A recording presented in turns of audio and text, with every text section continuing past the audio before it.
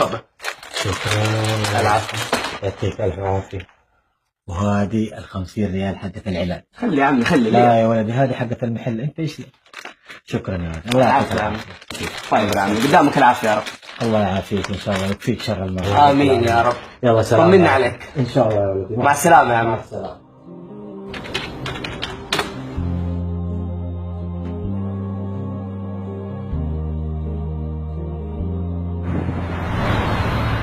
تفضل يا عمي وهذا العلاج. شكرا يا ولدي. وهذه ال50 حقت العلاج. شكرا يا ولدي.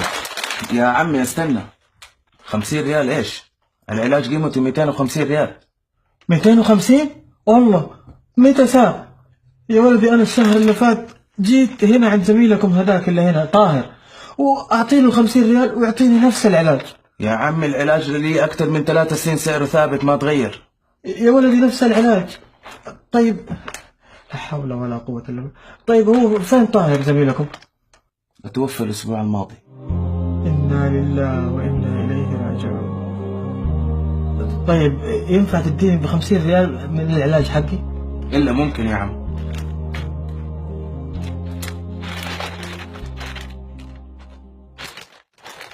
تفضل. شكرا يا ولد. السلام عليكم. وعليكم السلام ورحمة الله وبركاته. على فكرة يا دكتور، ترى الرجال ده صادق، كان يدفع 50 ريال بس للعلاج. كيف؟ كان طاهر يكمل 200 الباقية. ما أجمل أن ننفق مالا لمعونة أهل الإسلام، فنعين مريضا في سقم تغزوه جيوش الآلام.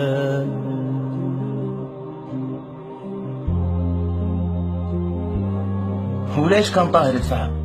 يعرف ظروفه، مسكين الله يعين يعين الجميع. يا عم دقيقة، استناني لحظة. ايش في يا ولدي؟ لا تقول لي تتنقص من العلاج كمان. لا يا عمي أنا كنت غلطان، علاجك صح ب50. يعني كلامي طلع صحيح؟ تمام كلامك صحيح. طيب يا ولدي يعطيك العافية. استنى يا عم. ايش في؟ بس حيروح معاك وليد يوصلك لحد البيت، وما يحتاج بعد كده تجي، كل شهر يجيك العلاج لحد بيتك وهو ب50. وليش الكلفة هذه يا ولدي؟ أنا أجي كل شهر وآخذ العلاج حقي. ما في تعب ولا حاجة يا عمي. طيب الله يكرمك يا ولدي، الله يعطيك العافية. مع السلامة. السلام عليكم. الله يرحمك يا طاهر. أعوذ بالله من الشيطان الرجيم.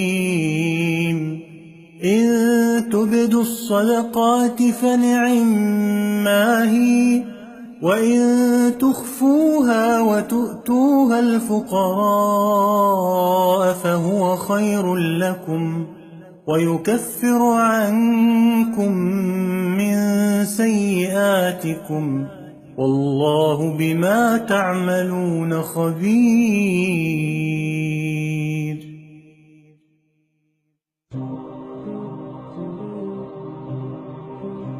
ما أجمل أن ننفق مالا لمعونة أهل الإسلام، فنعين مريضا في سقم تغزوه جيوش الآلام.